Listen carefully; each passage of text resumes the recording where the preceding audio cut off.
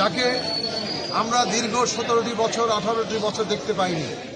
বগুড়া ৬ সদর আসনে তারেক রহমানের পক্ষে মনোনয়নপত্র উত্তোলন।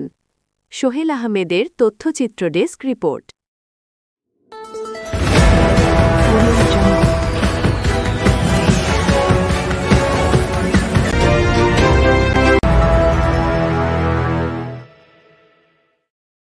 বগুড়া ৬ আসন থেকে বিএনপি মনোনীত প্রার্থী দলের ভারপ্রাপ্ত চেয়ারম্যান তারেক রহমানের পক্ষে তার মনোনয়ন ফর্ম উত্তোলন করা হয়েছে।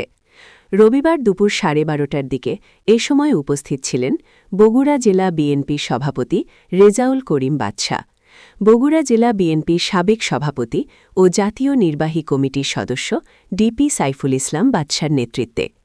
দলটির ৫ জন সিনিয়র সদস্য, স্থানীয় রিটার্নিং কর্মকর্তা ও বগুড়ার জেলা প্রশাসক তৌফিকুর রহমানের কাছ থেকে মনোনয়ন ফর্ম সংগ্রহ করেন।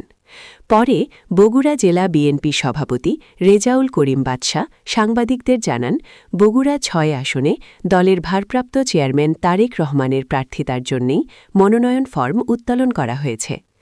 এক প্রশ্নের জবাবে তিনি বলেন, ২৫ ডিসেম্বর দেশে এলেও তারেক রহমানের পক্ষে হয়তো বগুড়ায় এসে মনোনয়ন ফর্ম জমা দেওয়া সম্ভব হবে না।